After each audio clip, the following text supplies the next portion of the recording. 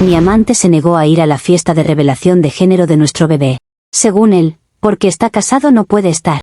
Pero eso no le quita sus responsabilidades como padre, así que llamé a su esposa para pedirle que lo dejé ir. La primera vez que vi los fuegos artificiales de Año Nuevo fue desde una ventanilla rota, con luces azules rebotando en mi vestido de gala y un oficial gritándome que bajara las manos. Yo con una mano en la barriga y la otra aferrada a unas llaves, como si eso fuera mi derecho, mi prueba, mi victoria. Afuera, mi fiesta seguía como si nada, globos, risas, confeti, gente grabando. Adentro, mi mundo se estaba volviendo una celda con olor a champán derramado y cuero mojado. Y sí, todo empezó por una simple llamada que tenía que hacerse. Yo no soy de las que suplican. Nunca lo he sido. Cuando algo es mío, se respeta.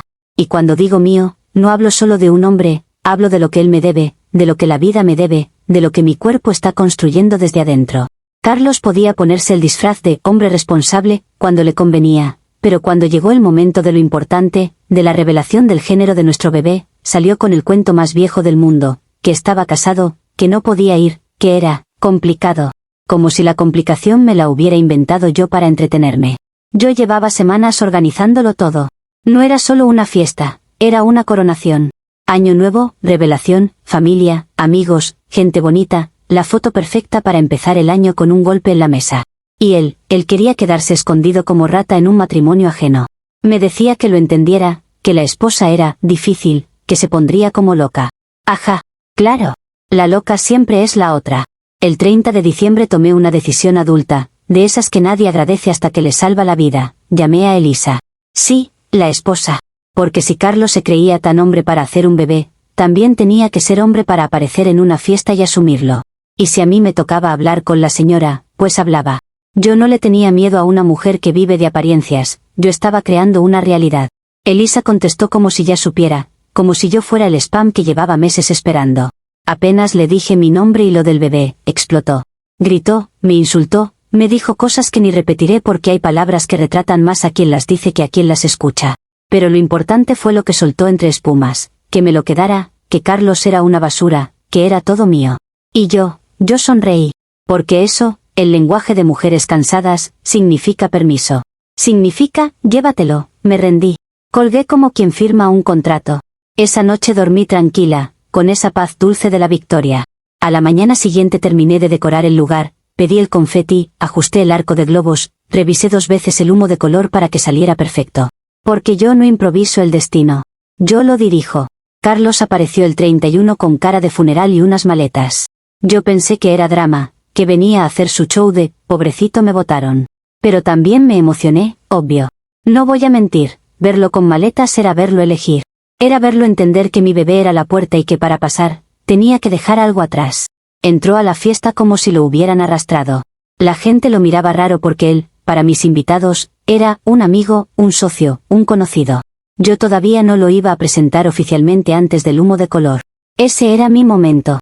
Y yo lo observaba como se observa una pieza clave en un tablero. Si estaba ahí, ya no podía huir. Pero noté algo, su mano temblaba.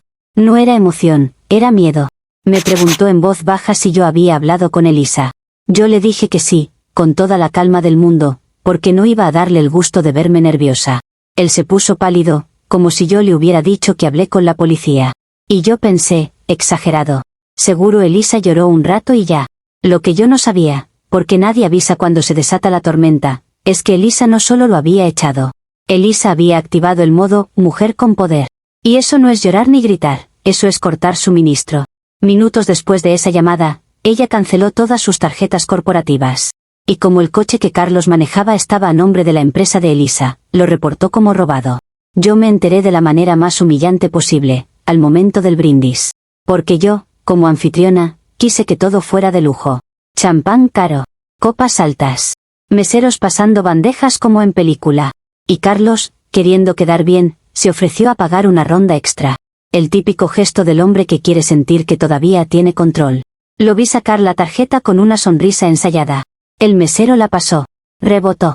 Carlos, sacó otra. Rebotó. Sacó una tercera como si fuera chiste. Rebotó. Y ahí, con la música de fondo y los ojos de mis invitados encima, el aire se me volvió cuchillo. Yo no me iba a quedar callada. Yo no soy de esas mujeres que se tragan el ridículo por ser elegantes.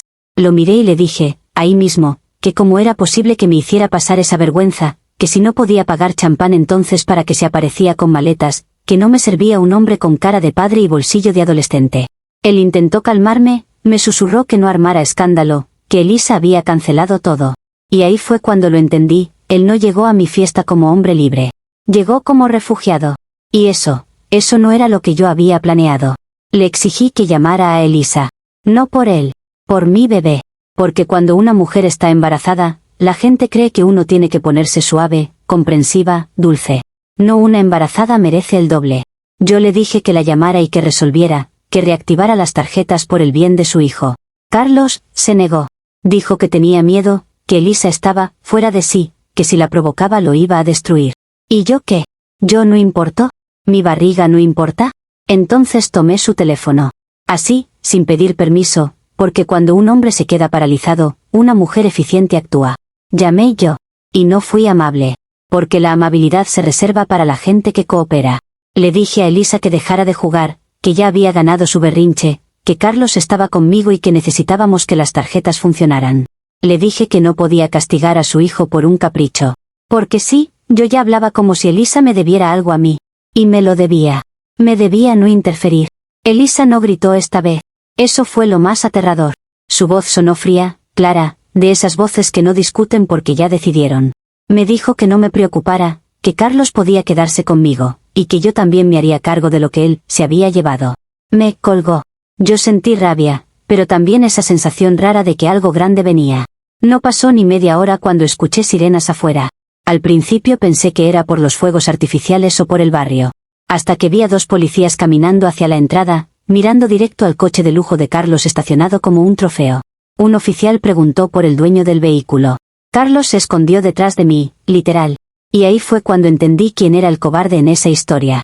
Yo salí con mi vestido de gala, mi barriga por delante como escudo, y les dije que ese coche no era robado, que era nuestro, que yo estaba embarazada del heredero, que yo era la dueña moral de todo lo que él usaba. Ellos me miraron como se mira a alguien que está diciendo algo absurdo con demasiada convicción. Me pidieron las llaves. Yo me negué. ¿Por qué iba a entregar algo que era parte de nuestra vida? ¿Por un papel? ¿Por un reporte hecho por una mujer despechada? No. Si Elisa quería jugar sucio, yo podía jugar más sucio. Entonces hice lo único que tenía sentido en mi cabeza, me metí al coche y me encerré. Cerré los seguros como si eso fuera una fortaleza. Sentí la adrenalina recorrerme el cuerpo, esa energía que te dice que estás en lo correcto porque estás luchando. Afuera, la gente grababa. Mis invitados salían con copas en la mano, mirando como si fuera parte del show. Y yo, desde el asiento del conductor, con las manos temblando, me sentía protagonista. Comentarios de la historia principal. Usuario anónimo 1 dice, ¿dueña moral de un carro ajeno? Te juro que me dolió el cerebro leyéndote. Engañaste con un hombre casado, llamaste a la esposa como si estuvieras pidiendo permiso para usarlo, y cuando te explota en la cara, decides que la solución es atrincherarte en propiedad ajena. No eres valiente, eres un problema con vestido de gala. Respuesta de la OP. Claro, fácil hablar desde tu sofá sin una vida real y sin un bebé creciendo dentro de ti. Yo no engañé a nadie, él tomó decisiones y ahora tiene responsabilidades, te guste o no, y sí, moralmente me pertenece todo lo que él usa para cumplirlas, porque yo soy la que está cargando con el riesgo. Si no entiendes eso, es porque nunca has tenido que pelear por lo que mereces. Usuario anónimo 2 dice, lo mejor es que crees que esto es pelear, y no simplemente cometer delitos en cámara. Tus invitados grabando, tú dentro del carro como si fueras protagonista de telenovela barata, y Carlos escondido detrás de ti porque ni él te compra el cuento. No estás protegiendo a tu bebé, estás usando tu embarazo como escudo para hacer locuras. Respuesta de la OP, ¿delitos? Qué dramáticos son cuando una mujer por fin deja de ser sumisa. Mis invitados grababan porque estaban impactados, obvio, eso no significa que yo tenga la culpa. Y Carlos se escondió porque está traumado por años de manipulación de Elisa, cosa que tú tampoco vas a entender. Mi embarazo no es un escudo, es la prueba de que yo tenía derecho a exigir respeto. Actualización 1. No voy a fingir que lo del champán no me dolió. La humillación es como un golpe en el estómago, solo que en mi caso era doble porque ya tenía un estómago ocupado. La gente empieza a sonreír raro, a mirarte como si tu fiesta fuera un meme en vivo. Y yo no soy material de meme. Yo soy la que organiza, la que brilla, la que define el tono. Carlos trató de hacer el típico movimiento de «no pasa nada», diciendo que pagábamos después, que era un error del banco. Pero cuando 3 tarjetas rebotan, no es el banco, Es el universo diciendo que alguien te está cortando el oxígeno.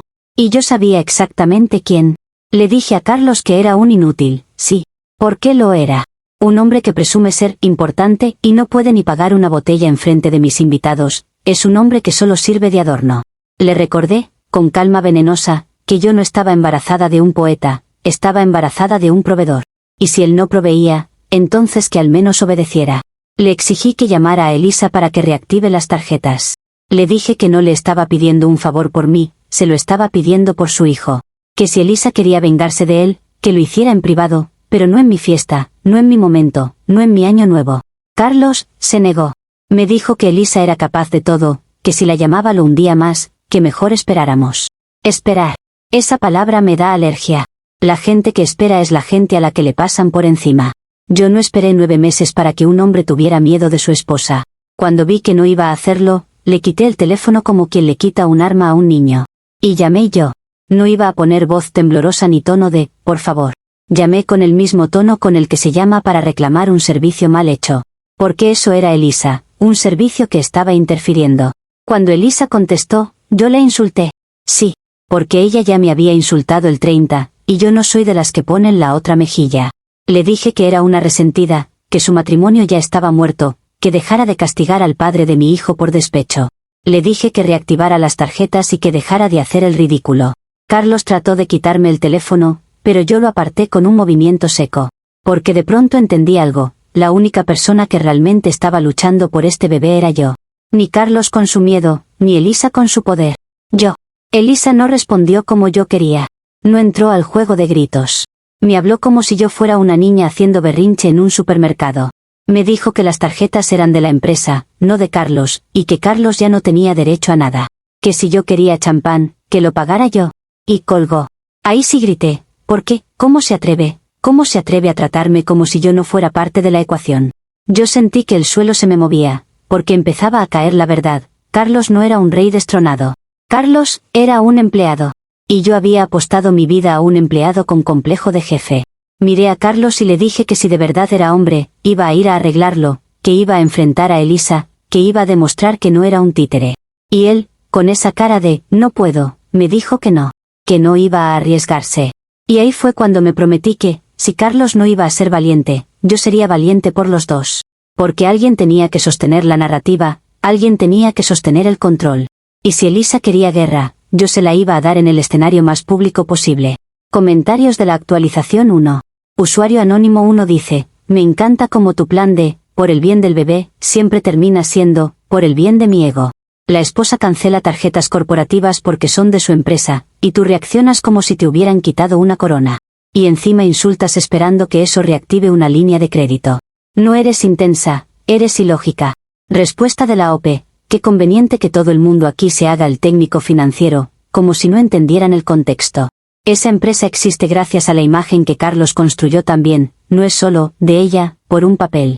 Y sí, yo reaccioné fuerte porque estaba defendiendo mi dignidad frente a gente que no tenía por qué presenciar eso.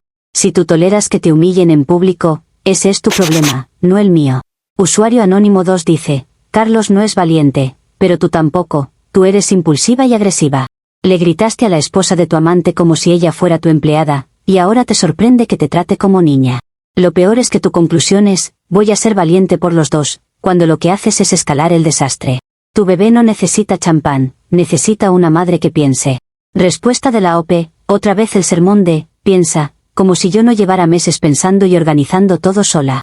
Mi bebé necesita un padre presente, y si para eso tengo que empujar a Carlos a reaccionar, lo haré. Elisa no es una santa. Ella jugó sucio primero y yo solo respondí con la misma energía. Y si a ti te molesta que una mujer pelee, tal vez el problema eres tú.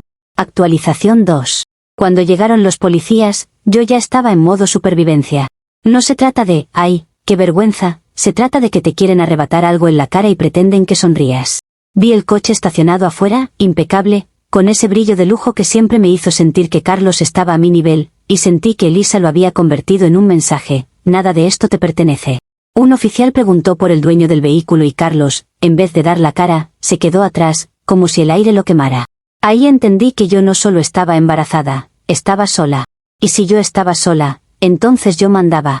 Salí con mi vestido de gala, con el vientre por delante como si fuera un título, y les dije que ese coche no era robado, que era de la familia, que yo llevaba al heredero.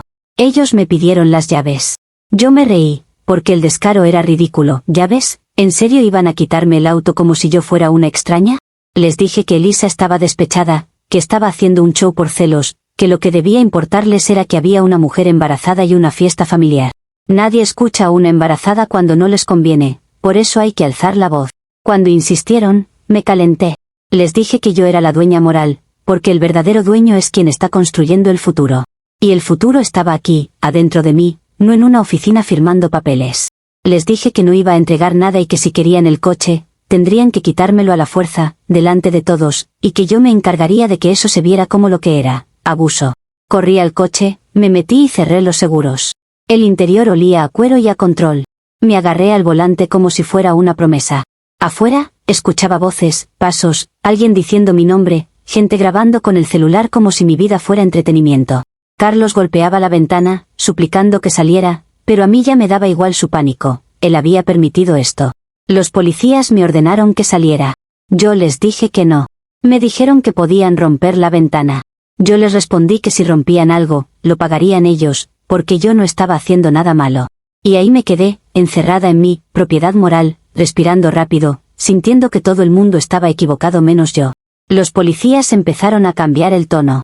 Ya no era el típico, señorita, coopere, era esa voz plana que usan cuando deciden que tú dejaste de ser persona y te convertiste en procedimiento. Uno de ellos llamó por radio y yo alcancé a escuchar palabras sueltas: reporte activo, vehículo corporativo, negativa a entregar llaves. Y lo peor no fue eso, lo peor fue ver a Carlos afuera, con las manos en la cabeza, caminando de un lado a otro como si el caos fuera un accidente meteorológico y no una consecuencia de su cobardía. Yo seguía aferrada al volante como si fuera un ancla. Me repetía a mí misma que esto era una prueba, que si resistía lo suficiente, alguien iba a entender.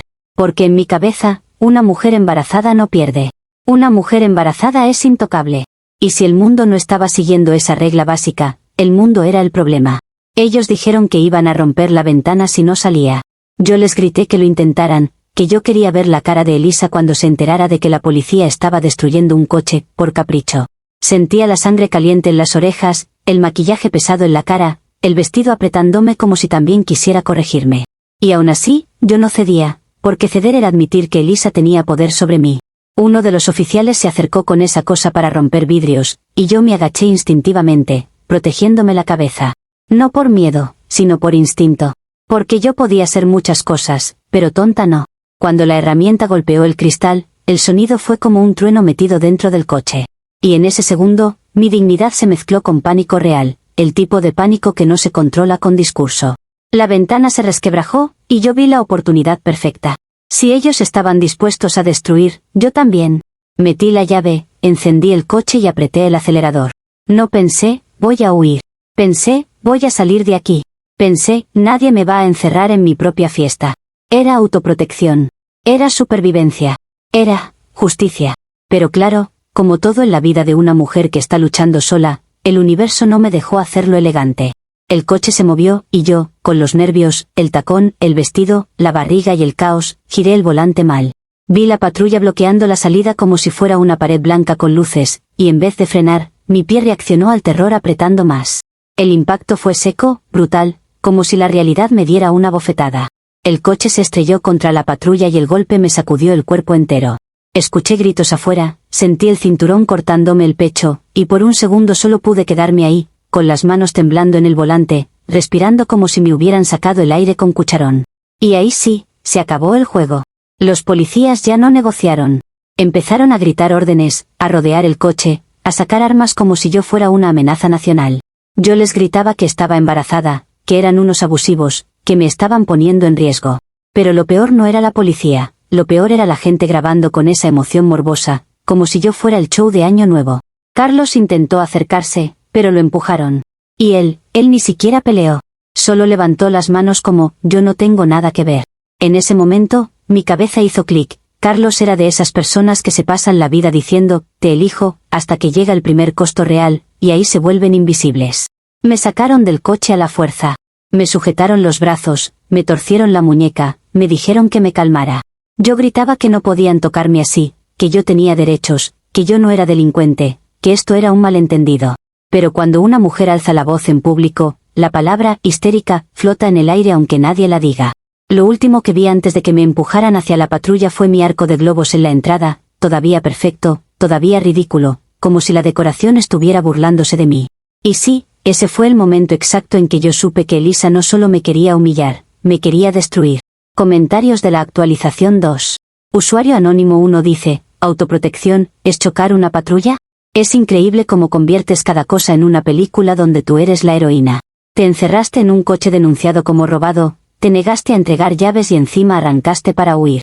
Eso no es supervivencia, eso es literal fuga y daño a propiedad pública. Y todavía te indigna que te traten como delincuente, cuando actuaste como delincuente. Respuesta de la OP, mira, si tú crees que quedarme quieta mientras me rompen un vidrio y me arrastran es cooperar, entonces eres de los que aplauden el abuso. Yo no huía, yo salía de una situación escalada por una esposa despechada y una policía que no quiso escuchar.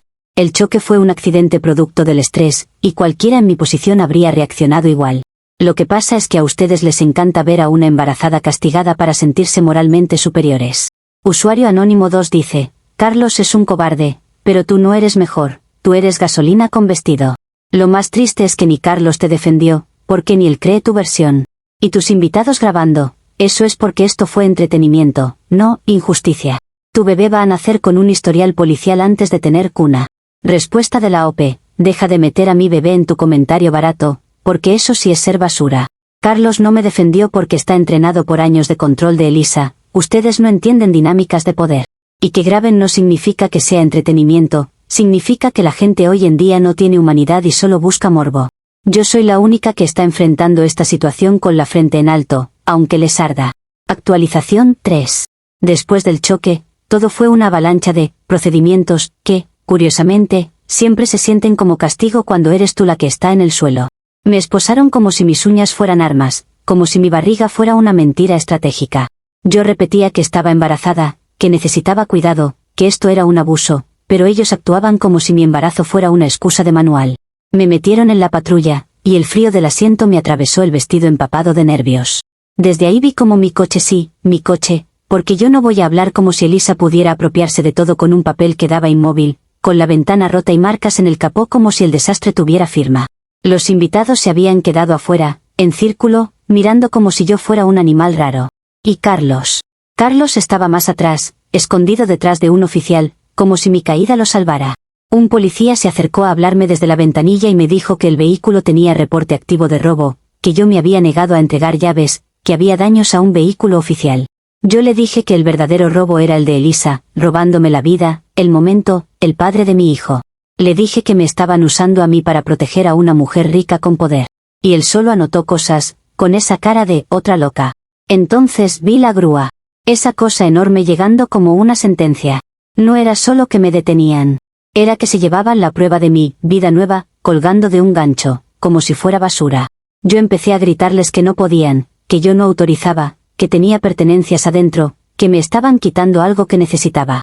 Y los policías me dijeron que me calmara o sería desacato. Desacato. Esa palabra me dio risa, porque, ¿cómo puede ser desacato defenderte?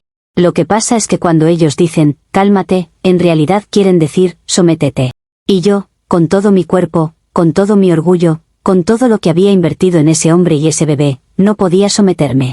En un impulso, empecé a forcejear dentro de la patrulla, pateando la puerta, gritando que llamaran a mi abogado, que yo tenía derechos, que esto era persecución. Un oficial abrió la puerta y me advirtió que si seguía, me iban a sacar con más fuerza. Yo le dije que se atreviera a tocarme más, que eso quedaría grabado. Porque sí, yo también podía usar el teatro. Si el mundo es un escenario, yo sabía actuar. Y entonces, como si el universo quisiera rematarme con crueldad calculada, vi a Elisa llegar. No llegó corriendo, ni llorando, ni histérica como ella me pintó a mí. Llegó con un abrigo elegante y un abogado al lado, caminando despacio, como si estuviera entrando a un evento exclusivo que había pagado. Y lo peor fue que sonrió. Sonrió como quien por fin ve la escena que encargó. Yo sentí que me hervía la sangre. Porque una cosa es que te pase algo horrible, y otra es que la persona que lo provocó llegue a disfrutarlo como si fuera espectáculo privado. Me moví hacia la ventanilla rota del coche que ya estaba siendo enganchado, y empecé a gritarle que era una enferma, que era una mala mujer, que estaba dañando a un bebé por venganza. Elisa ni se inmutó. Se acercó con calma, miró el coche, miró la patrulla, me miró a mí. Y con esa voz perfectamente controlada dijo algo como que lamentaba el escándalo, que solo quería recuperar propiedad de su empresa y protegerse de un empleado que había abusado de su confianza. Habló de Carlos como si fuera basura administrativa. Y Carlos, el padre, se quedó callado, tragando saliva. Ahí fue cuando yo perdí el último hilo de paciencia que me quedaba. Vi una botella de sidra cerca, de esas que habían quedado de la fiesta, y en mi mente fue clarísimo. Ella merecía un recordatorio físico de que no se juega conmigo. No era violencia, era consecuencia. Era devolverle el golpe que me estaba dando. La agarré y, desde la ventana rota, intenté lanzársela. Pero el viento, el maldito viento de Año Nuevo me traicionó. La botella no fue hacia Elisa. Entró al coche.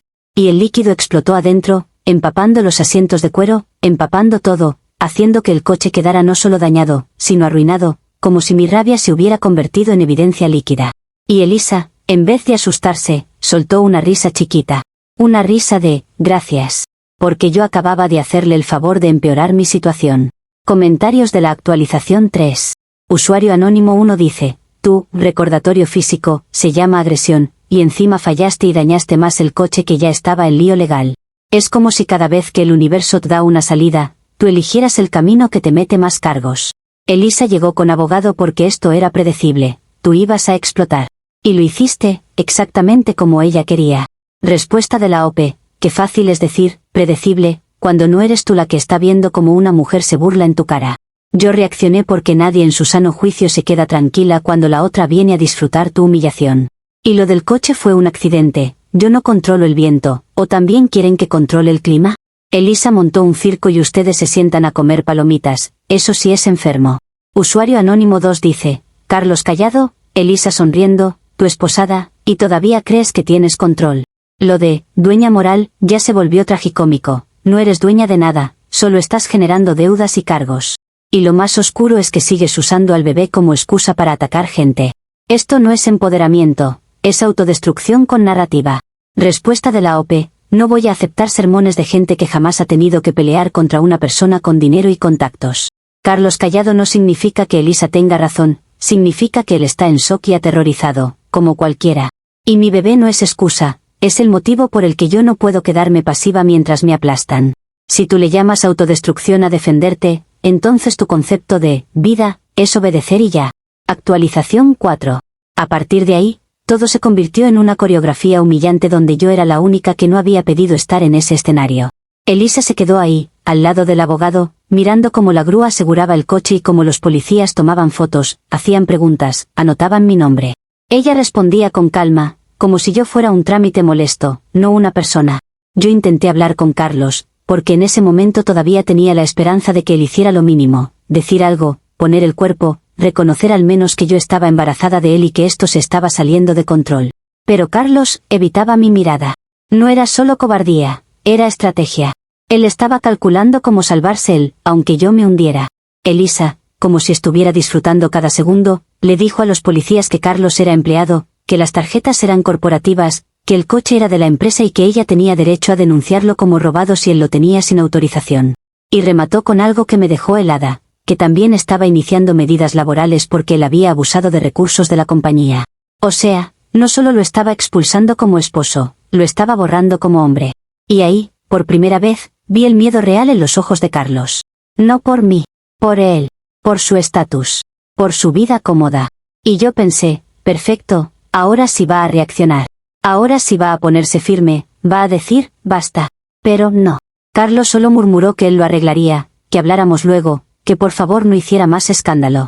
Yo le dije que él no tenía derecho a pedirme calma cuando yo era la que estaba pagando todo. Y él me respondió con esa frase miserable de gente débil, que yo había llamado a Elisa, que yo había provocado esto. Como si él no hubiera sido el que se acostó conmigo. Como si yo me hubiera embarazado sola. Esa frase me encendió. Porque una cosa es que el mundo te ataque, y otra es que el hombre por el que te metiste en el fuego te empuje hacia las llamas para salvarse. Empecé a gritarle que era un ingrato, que era un cobarde, que yo no iba a cargar con esto sola. Y los policías me dijeron que me calmara otra vez, que estaba alterando el orden, que si seguía me iban a agregar cargos. Y Elisa, ahí, con su sonrisa de porcelana, aprovechó. Se acercó lo suficiente para que yo la escuchara sin que los demás notaran, y dijo algo como que yo debería agradecerle. que me estaba quedando con Carlos, completo, sin tarjetas, sin coche, sin empresa, sin nada. Dijo que ahora sí era todo mío, como ella me había dicho en la llamada. Y fue como si me clavaran un alfiler en el ego. Yo me abalancé hacia ella, no con las manos porque ya sabía que cualquier movimiento lo usarían contra mí sino con palabras. Le dije que ella estaba destruida por dentro, que ninguna mujer feliz haría eso, que todo ese control era porque se sabía reemplazable. Y Elisa, sin perder la calma, simplemente levantó el teléfono y mostró algo al oficial. No vi qué era, pero vi al policía sentir y mirarme como si yo acabara de confirmar su teoría de que yo era el problema. Me subieron a la patrulla, esta vez sin negociación, y cerraron la puerta con ese clic definitivo que suena como «se acabó tu versión». Mientras me alejaban, alcancé a ver a Elisa brindar con los policías. Literal. Una copa en la mano. Una sonrisa amplia. Una escena tan absurda que parecía inventada, pero era real. Y yo, la que organizó la fiesta, me iba como criminal mientras la esposa brindaba con los que me llevaban. Comentarios de la actualización 4. Usuario anónimo 1 dice, Elisa brindando con policías es cine, pero tú eres la que escribió el guión. Te advertían, si sigues, más cargos, y tú seguías, como si fueras inmune a la realidad. Carlos diciéndote que tú provocaste todo y tú todavía intentando que él te defienda. ¿De qué? De lo que tú misma hiciste en público.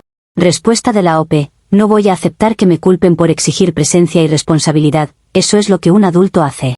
Carlos intentó lavarse las manos porque está acostumbrado a sobrevivir a costa de las mujeres, de la esposa y de mí. Y si Elisa brindó con policías, eso no la hace ganadora, la hace corrupta y patética. Ustedes normalizan cosas enfermas porque les conviene odiar a la embarazada. Usuario anónimo 2 dice, lo más gracioso es que Elisa te dio exactamente lo que pediste, quédatelo, es todo tuyo. Y resultó que, todo tuyo, era un tipo sin dinero, sin trabajo y con un carro denunciado como robado. Tú, dueña moral, se convirtió en acusada legal. Felicidades por la revelación de género, nació tu karma. Respuesta de la OP, qué comentario más básico, típico de gente que cree en karma, porque no entiende sistemas de poder. Yo no pedí quedarme con un hombre sin recursos, yo pedí que un padre cumpliera con su responsabilidad. Si Elisa se vengó económicamente, es porque no puede competir en lo que importa, en lo humano. Y sí, voy a seguir defendiendo lo mío, aunque ustedes se rían. Actualización 5. Entré al año nuevo en la comisaría. No con música, no con abrazo, no con humo de color. Con fluorescentes fríos, con olor a desinfectante y con una oficial mirándome como si yo fuera una estadística.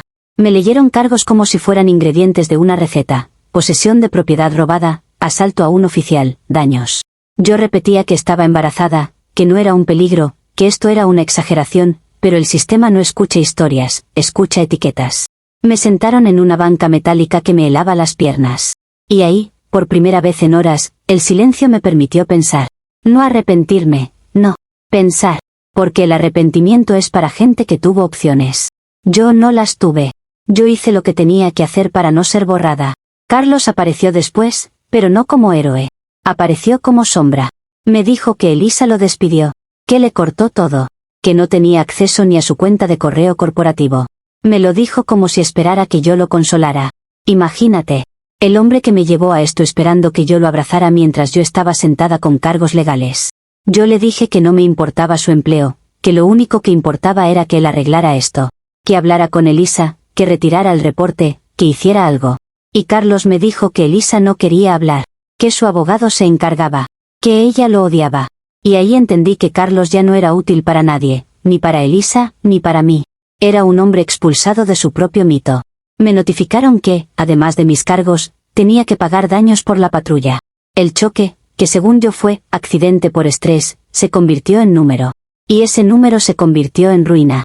Porque cuando el Estado te cobra, no le importa tu barriga ni tu historia, solo le importa que firmes.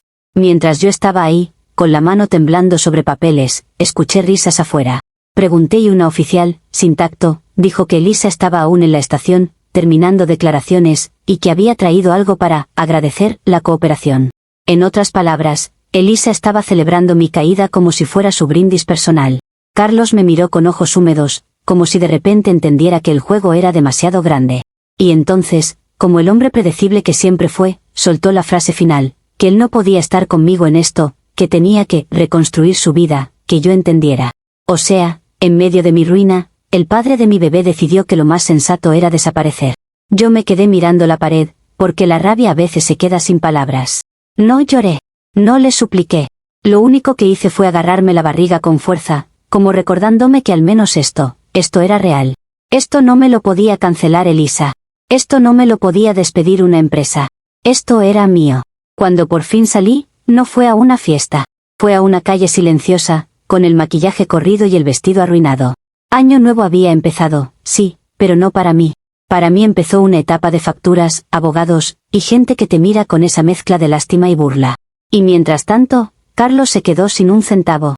Elisa brindó con los policías, la grúa se llevó el coche destrozado, y yo quedé con el peso legal encima como si la vida hubiera decidido enseñarme quién manda.